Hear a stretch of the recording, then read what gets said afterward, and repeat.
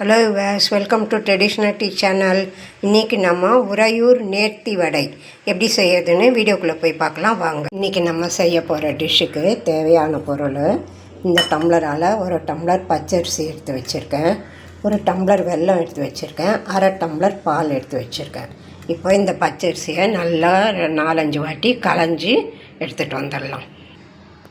அரிசி களையிறதுக்குள்ளே இந்த கிண்ணத்தில் தண்ணி வச்சுருக்கேன், அடுப்பு ஏற்றிடுறேன். தண்ணி நல்லா கொதிக்கட்டும். பாருங்கள், தண்ணி இப்படி நல்லா கொதிக்கணும். அரிசி ஒரு 4-5 வாட்டி களைஞ்சி கழுநீர் இல்லாமல் நல்லா வெள்ளையாக எடுத்துகிட்டு வந்துடுங்க. இந்த மாதிரி கொதிக்கணும். கொதிக்கும்போது அரிசி போட்டோன்னா நான் போட்டேன். அரிசி போட்டுட்டேன். இப்போது ஒரு கலரி கொடுத்துடலாம். ரொம்ப வச்சுருக்க வேணாம், நான் கொதி காமிக்கிறேன் பாருங்கள். அந்த கொதி வந்தோடனே எடுத்து வடிச்சிடணும்.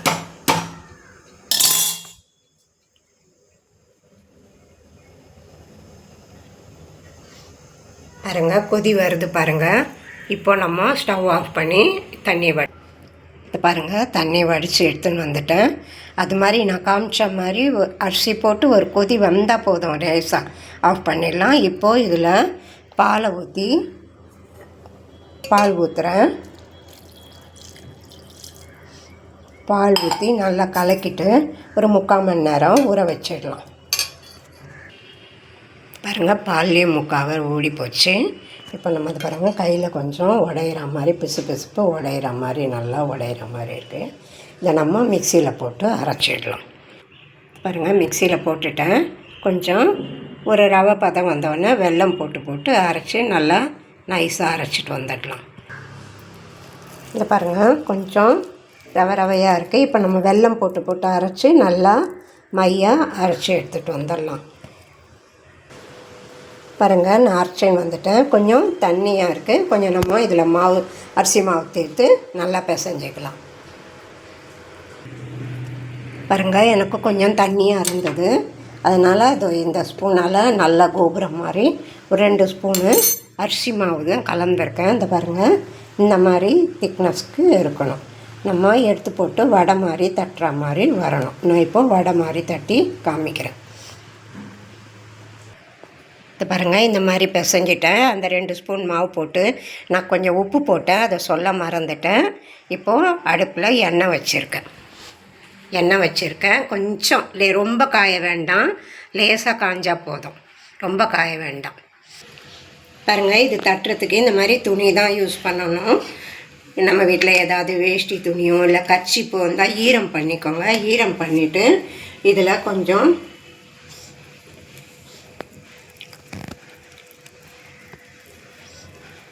பாருங்கள், இந்த மாதிரி உருண்டையாக உருட்டிக்கணும். உருட்டிட்டு இப்படி தட்டிக்கணும்.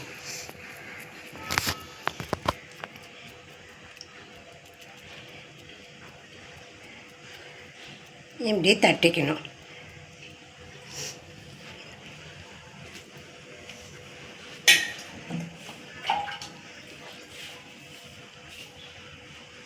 அப்படி தட்டிட்டு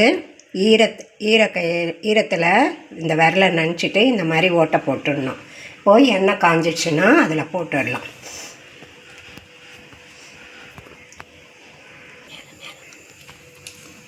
பாருங்கள், மேலே சூடு வந்தால் போதும், எண்ணெய் ரொம்ப காய வேணாம், சிம்மில் வச்சுக்கோங்க. இப்போ இந்த துணியிலேருந்து இப்படி எடுத்தால் வந்துடும். இப்போ இதை நம்ம எண்ணெயில் போட்டுற வேண்டியதான். ஒன்று கிராஸ் ஆகிடுச்சு, அடுத்தது போட்டு காமிக்கிறேன்.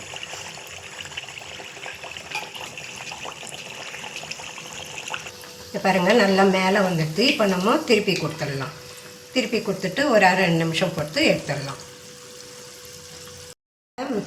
இது அப்படியே நல்லா வந்துடுச்சு. இதை திருப்பி போட்டுடலாம். அதே மாதிரி இன்னொன்றும் அதே மாதிரி போட்டு காமிச்சிடுறேன். இன்றைக்கி அப்படி வடை மாதிரி தான் இருக்கும், நாளைக்கு சாப்பிட்டா நல்லாயிருக்கும். அதிர்ஷ்டம் மாதிரி தான், ஒரு நாள் விட்டு சாப்பிட்டோம்னா சூப்பராக இருக்கும். இப்போது இன்னொன்று போடுறத காமிச்சிடுறேன். எண்ணெய் சிம்மிலே வைங்க, ஜாஸ்தி வைக்க வேண்டாம்.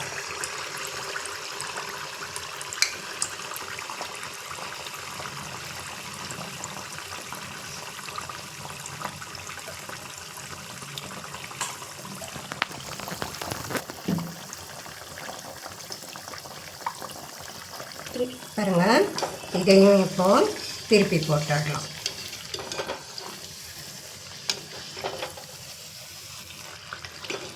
இந்த பக்கம் செவந்த உடனே எடுத்துடலாம்.